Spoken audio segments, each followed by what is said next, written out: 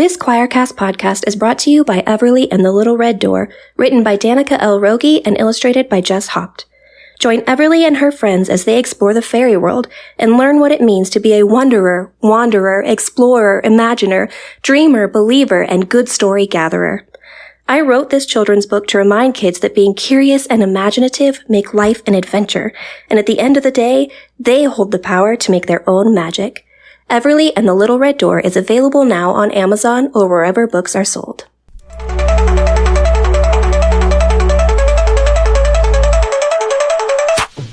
Welcome to the Unbelief Podcast, your journey, actually our journey together beyond inherited beliefs to a spirituality that works for you.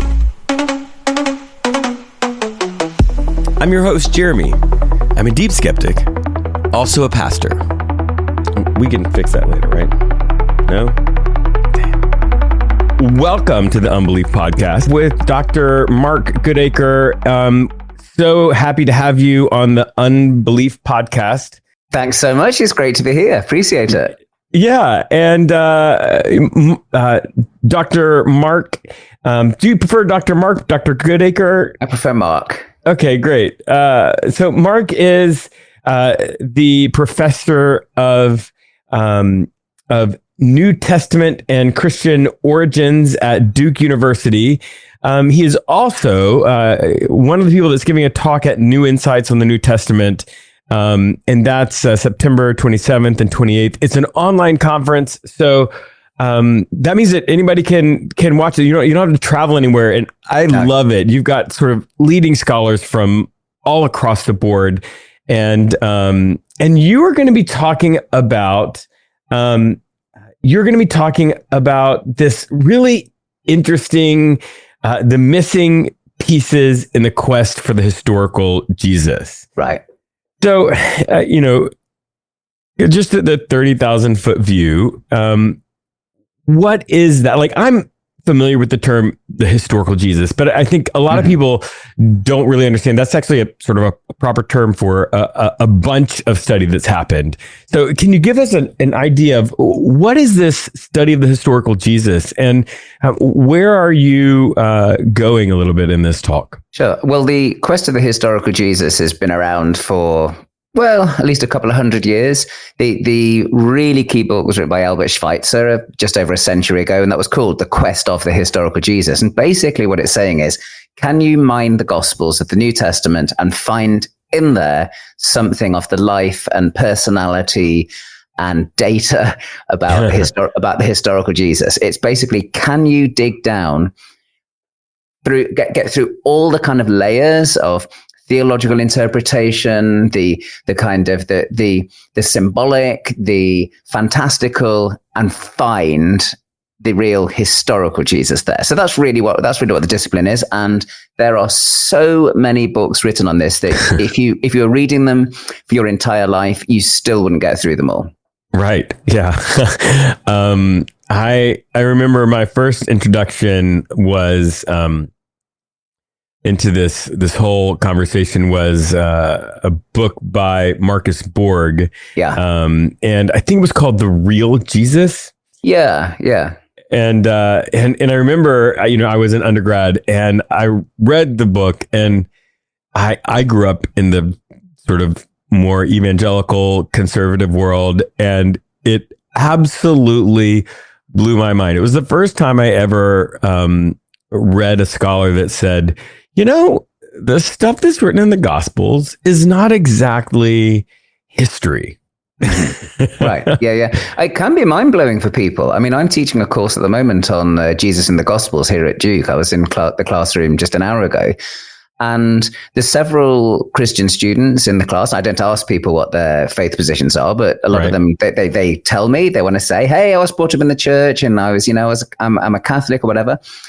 And several of them have said to me, they genuinely, in spite of going to church for years and years and years, did not realize there was any question about the historicity of any of the material. So for some of them, it's like completely eye-opening. It's like, it's because the churches overall, I don't want to, be critical of any particular church, but if I can make a general comment, they're not very good at informing their congregations about the results of scholarship. So, whereas you come to university and we're not afraid of of scholarship. Yeah, and I like I said, that was my first introduction, and it sort of took me down a deep well.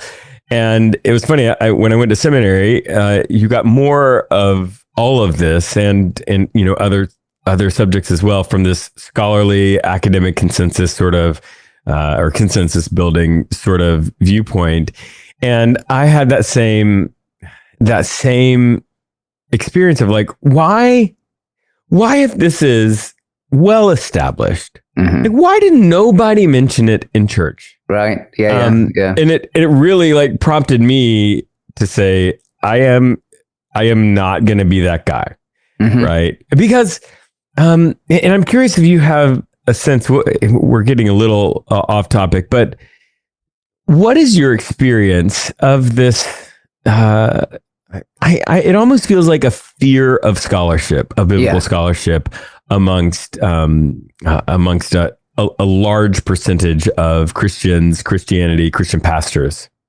Yeah, and absolutely. I think there is built into a lot of the Christian churches, there is a kind of anti-academic strain. There's a sense that, we're all kind of liberal-minded skeptics who are desperately trying to tear up people's faith. Right. And of course, the truth of it is that any good scholar is not just critical of the material they're studying. It's not just they've got the critical distance. Right. Also, you have to have some degree of empathy. You cannot study Christianity and spend day after day after day working on this and writing books in it and all the rest of it, and unless you can, in some senses, get into the shoes of the people that you're talking about. So, but the perception is definitely there. The perception is there that we're all kind of raging liberal skeptics, with kind of these radical views, and we should protect our kids from them. And of course, the element of truth in it is that, so this conference, the NINT that you mentioned, it's headed up by Bart Ehrman's Path in Biblical Studies. And Bart, who's a good friend of mine, he's been very open about his own journey, which went from a kind of evangelical faith position to unbelief, So to that extent, there is some justification for people in the church being worried, because it's like, oh my goodness. But I always say to people, if your faith is strong enough, it will withstand anything that's thrown at it, and if it can't, then maybe it wasn't as strong as you thought it was. Yeah, my work is primarily with people in that moment in life, and the way I characterize it is that a lot of people have, and a lot of churches are set up this way, but a lot of people have inherited beliefs. Right. Some pastors, somebody told them exactly what it was that was the proper belief. Right. And that was what they believed. If they didn't believe the Bible, or they were going to hell, or whatever it was. And it short circuits a really important sort of developmental piece, being able to choose beliefs. Yeah. Right.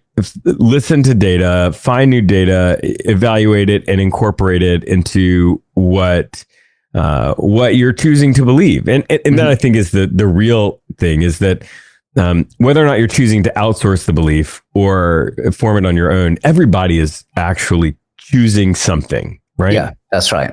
Yeah. And, even if you have had that upbringing where you've simply been, in the case of Christianity, you've been taken to church every week, you've been taught what to believe from a child. But even then, everybody still has the chance to say, well, hold on a minute. Let me just go back and critically assess this. Yes. And I think for me, one of the things that's a real joy about being in a university department of religious studies is that the intellectual exchange, the conversations you have, they really are exciting.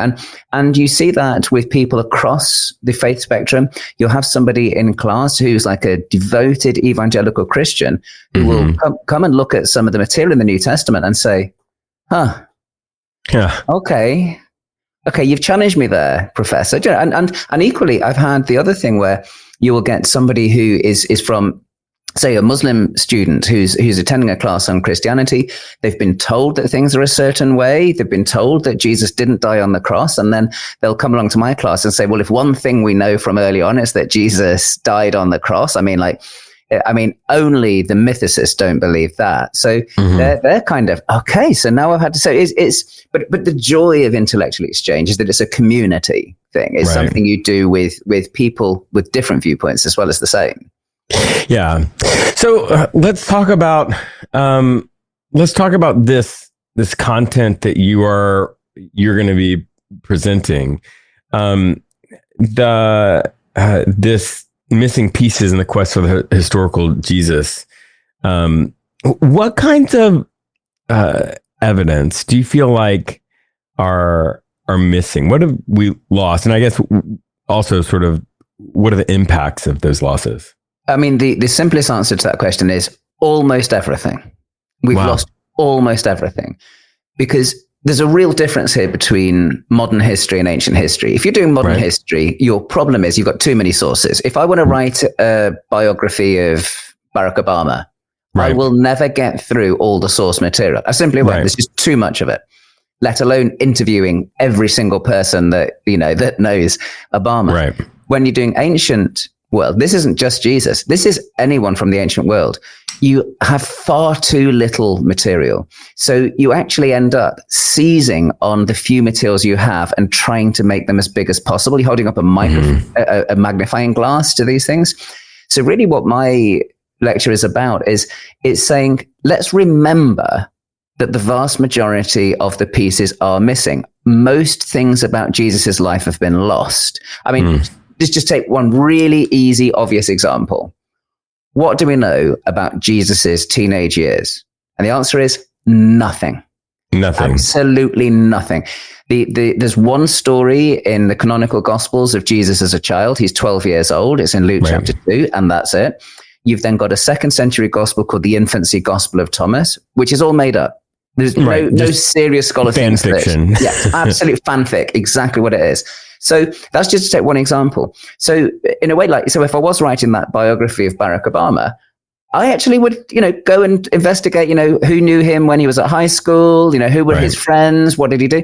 We don't know any of that for Jesus. So I'm basically trying to remind people that almost all of the data has gone. What we've got is the tiniest deposit. And even about that, we then have to discuss which bits of it are historical and which bits aren't. Right. Yeah. And so that's important, because I think, when you read some of this work around the historical Jesus, there's this idea that, I don't know, sometimes I think scholars are confident in the pieces that they have, but if you were not familiar with reading that kind of stuff, it almost feels very conclusive, right?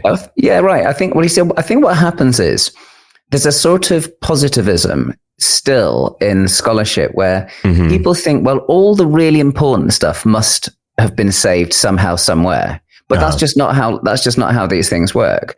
You haven't got anyone going around curating all the really key data and making sure that that anything that's missing is of limited value. So what happens is there will certainly be loads and loads of things about Jesus that we don't know and we can't know. Right. And I think it's important to come face to face with that and not delude ourselves about what's there. I mean, I'll give you an example. Yeah. A lot of historical Jesus scholars, they use the analogy of a jigsaw puzzle, and they say doing historical Jesus work is like doing a jigsaw puzzle in which most of the pieces or a lot of the pieces are missing. No, it's not. It's nothing like doing a jigsaw puzzle where pieces are missing because the thing about doing a jigsaw puzzle is, okay, the pieces are missing from the one that I've bought down here at the thrift store, but maybe at the thrift store over in the next city, I can find the same jigsaw which is actually complete. And this is the problem about using analogies like it's a big jigsaw puzzle, because it makes you think that if you keep on searching, you will find those missing pieces. And what I'm saying is you won't. Right. We might find more stuff. We might dig up more stuff. We might find a new text. I hope we do. Right. But even that will still add to that partial amount that we actually have on the historical Jesus. Yeah. So, I'm curious about when we focus and get sort of are clear-eyed in how much is missing. How does that shape the way we interpret what is preserved, what we do have? Well, I suppose that's the key thing. One of the issues is we overinterpret what we do have. So let's take the question of John the Baptist. Okay. So John the Baptist appears not just in all 4 canonical Gospels, but he also appears in other ancient sources like Josephus's Antiquities. Right. So, but the reason why I think he's there in the Gospels is because he's famous. In Josephus's work, seems to be more famous than Jesus. He seems to be quite a big deal. And the reason the Gospel writers, I think, are bringing him up is because he's famous. Now, a lot of New Testament scholars then forget that, and they will say, if there's one thing we know for sure, is that the most important influence on Jesus was John the Baptist. We don't know that at all. The only reason that we know about the link between John the Baptist and Jesus is because John the Baptist was someone that people had heard of. You can tell that people have heard of John because when you get to John's Gospel, say, John goes, well, okay, there's this guy called John, and he's not the one. And he's not the one. He's not the light. He's not the way. Right. No, you only need to do that if there are people that thought John was a big deal. So what I say is, well, who were Jesus's biggest influences? When he was growing up, when he was in his 20s. I mean, maybe it was the rabbi at his synagogue in Nazareth. Maybe it was his aunt Deborah. Who was great at telling parables. We just don't know. Yeah. And so thinking about missing pieces actually helps you get in perspective the pieces that we do have, if that makes sense. No, that makes a lot of sense. You bring up, you actually bring up the Gospel of John. You've got a piece called the Fourth Synoptic Gospel, talking about John's knowledge of Matthew, Mark, and Luke. And when I was in graduate school, it was very much taught to me that there were the 3 synoptic gospels, Matthew, Mark, Luke. They shared some source material that, like the Q source, this other thing, and they were aware of each other. But John sort of was independent. It was on his own. It was written much later. Yeah, that's been the standard view for some decades now. It's actually, even though that's been almost a consensus in scholarship, it's actually quite a new view, really. It only really took off in the 1960s. Before that, pretty much all scholars thought that John knew and used the synoptic gospels. I mean, the problem is that John is just so different from the synoptics. And so we then kind of, as a means of trying to explain how different it is, we then say, oh, well, maybe it was independent of them, but it doesn't follow at all. You don't diagnose one work's knowledge of another work by looking at the differences. Like if I'm looking at a case of suspected plagiarism, I don't spend ages looking at all the bits that are different. I look at the bits that are the same and say, well, okay, you've used the exact same phrase here as this author's used here. And this author frequently uses that phrase and it's a characteristic phrase in their vocabulary. So what I do with John is I say, actually, yes, it's really different from the synoptics, but that doesn't mean that he doesn't know them, because the similarities are sufficient to diagnose, I think, direct literary contact. Yeah, and am I correct? You use this term diagnostic shards, is that right? Yeah. So I'm curious. I think that's absolutely right. It's dead on it, and it's really interesting. So I'm curious. What are? Can you give us a couple of the passages in John that seem to echo Matthew, Mark, and Luke?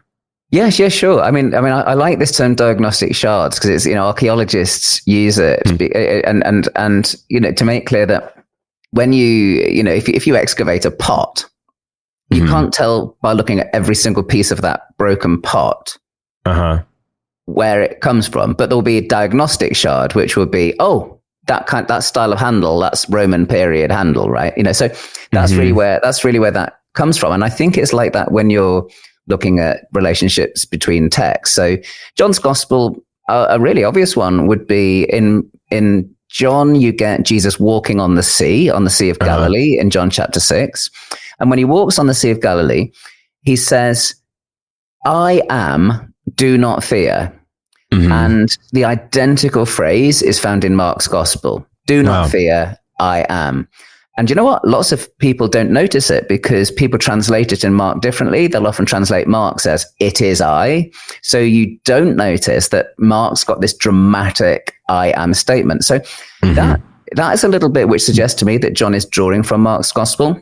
Mm-hmm. And the way that Mark phrases that little passage actually has some material that's characteristic of the way that Mark talks elsewhere, but which is only found there in John's gospel. So it's little pieces like that where you get a precise parallel, and you get a parallel that makes sense as John's use of Mark in that case. But I also think in your Matthew and Luke as well. Sure. So I'm curious, what do you see as the dating of the synoptics versus the dating of when the gospel that's attributed to John was written?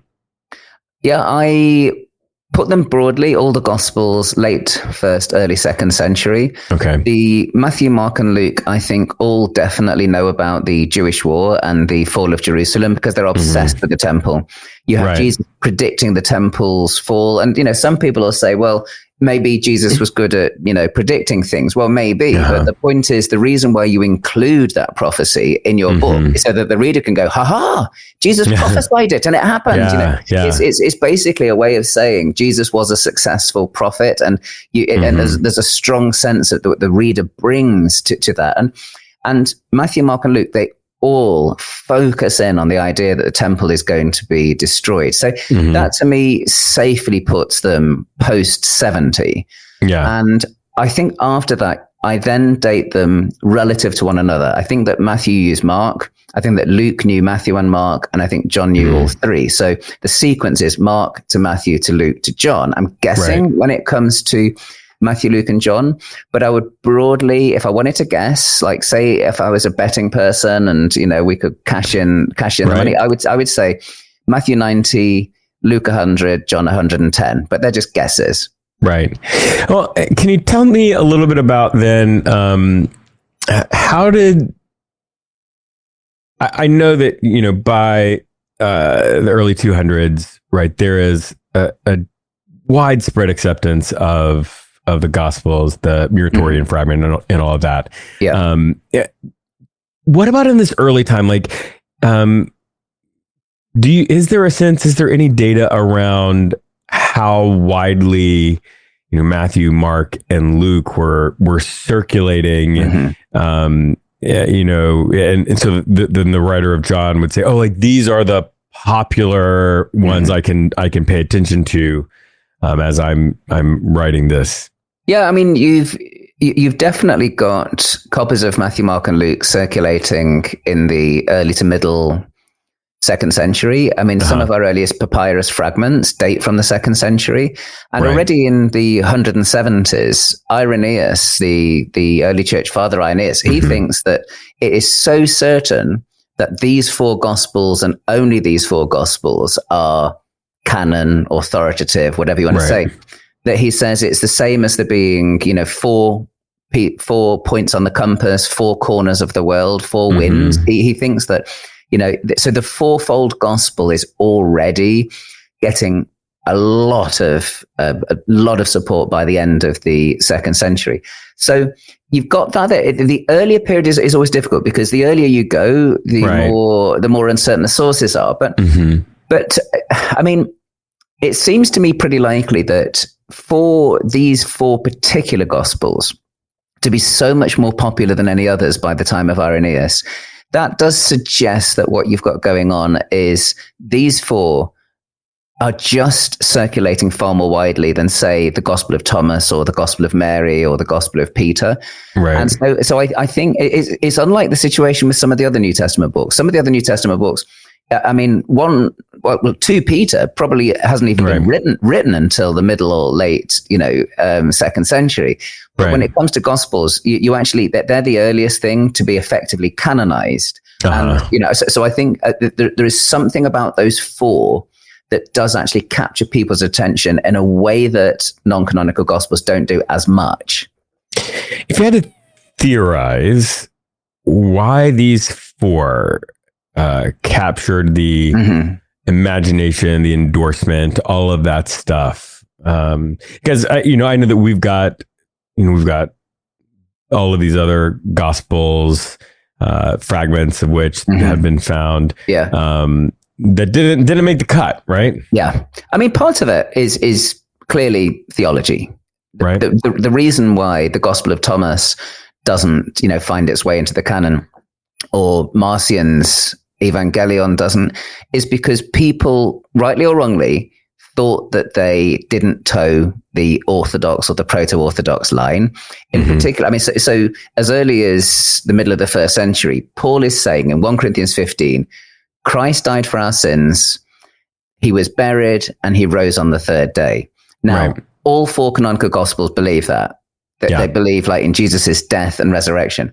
When you read the Gospel of Thomas, you have no idea whether that author, even if he does believe that Jesus died and rose again, he doesn't lay any emphasis on it whatsoever. He doesn't even mention it. Right. So that's a large part of it. I think it comes down to what's orthodox and what's not.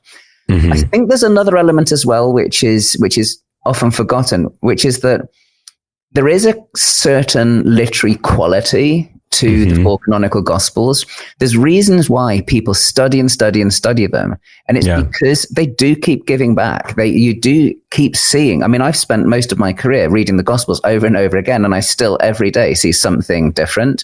Now, I have the same thing when I study the Gospel of Thomas, and I'm a geek and I enjoy studying the Gospel of Thomas and the Gospel of Peter and the Proto-Gospel of James and so on. But I know from teaching that they are generally felt to be much less accessible. I think there's the Gospels, the canonical Gospels are written in such a way that you can just pick them up and you can get into that narrative. A lot of non-canonical Gospels simply don't have that quality. And I'm not saying the canonical Gospel is better than the others or anything like that. I'm just saying that from the reader's experience, and I've done this with students, I know that people will come along afterwards. They've spent a week looking at the Gospel of Truth or the Gospel of Philip, and they'll go, I was tearing my hair out. Like, I have no idea what this says. Yeah, exactly. Yeah. And this isn't just people who've been to church and heard the canonical Gospels all their life. This is people who've never read Matthew's Gospel either. And they still will say, I can't understand what's going on. So part of it is the 4 canonical Gospels are accessible. Yeah. You can understand what's going on. Yeah, that makes sense. So I'm curious. This is just a random question. You mentioned that you're constantly finding new interesting things in the Gospels. So I don't know, what's something recent that you're like, wow, that's interesting. I've never quite noticed that or thought about it that way before. I mean, I can tell you something that's quite mundane that really excited me. So in John's Gospel, you have 2 occasions where amounts of money are mentioned. It's the feeding of the 5,000 and the anointing of Jesus. And in one case, you get 200 denarii I mentioned, and the other case, you get 300 denarii. It's like, this wouldn't have we could have sold this and given the money to the poor in one case, and in the other case, we've got all these people to feed. 200 denarii wouldn't provide enough money for all these people, right? Enough food for all these people. And I thought, I've just read those lines over the years, over and over again, and I've never thought to ask the question, what is the relevance of 200 denarii? Why 200 denarii? Is it like saying $64,000 question?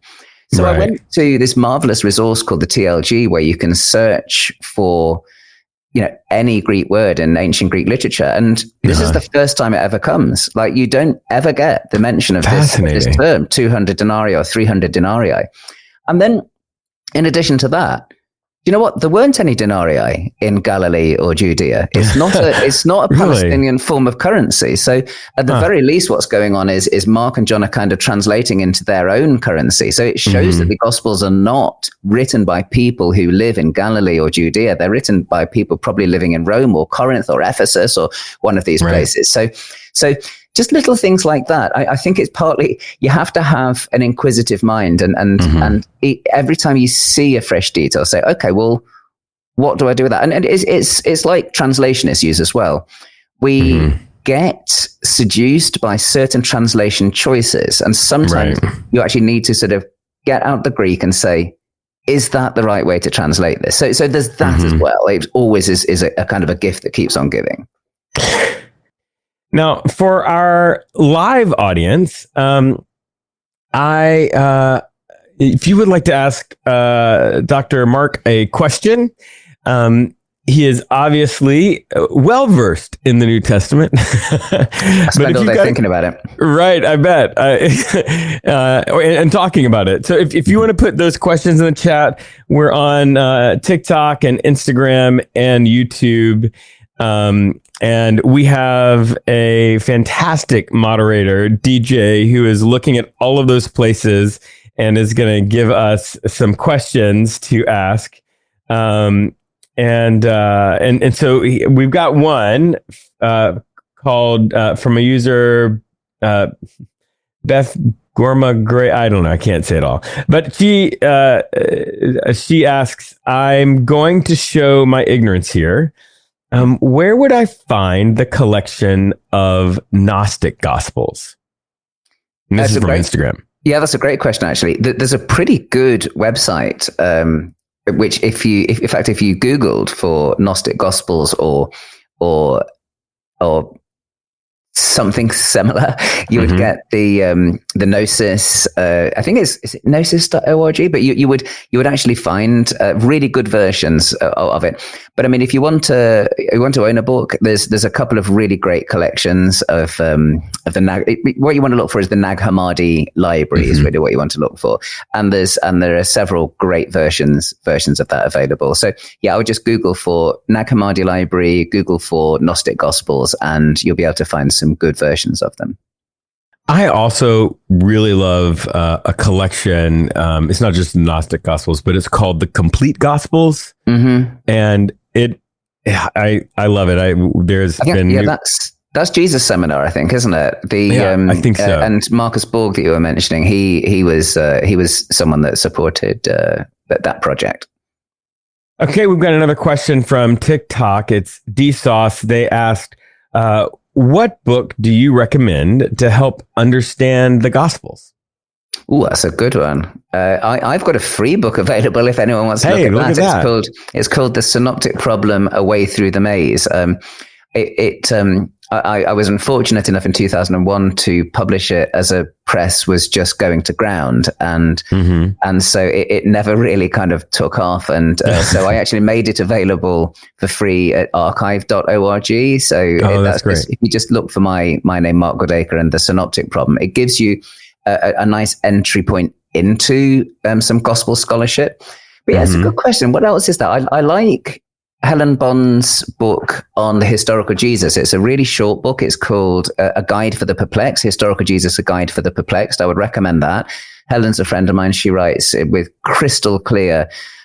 in a crystal clear style, and she's a great historian, and she writes it from a very kind of non-partisan kind of perspective. So it's available free for anyone to take a look at. So I would recommend that for historical Jesus, definitely. Awesome. Thank you. So next question from TikTok. This is interesting. How would you describe Jesus?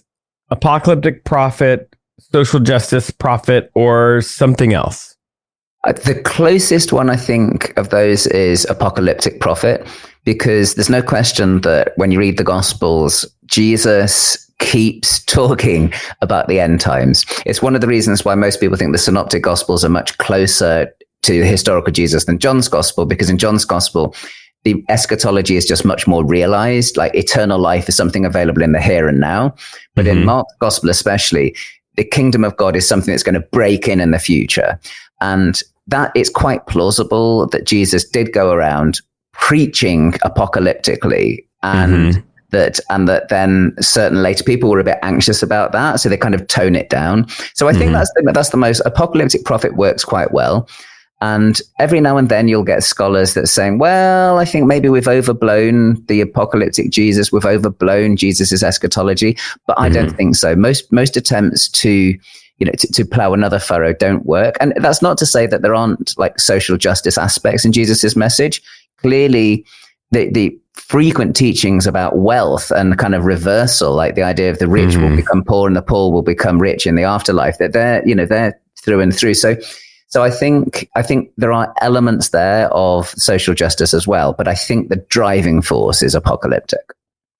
Okay, I think we have time for one more question, unless you answer this one briefly, but I cannot imagine that you do. This is from Gabix, and I believe it's on Instagram. But the question is, what is the consensus amongst historians on who Jesus was? That's a good question. I mean, and the easiest answer, and this is a typical academic answer, is there's no consensus.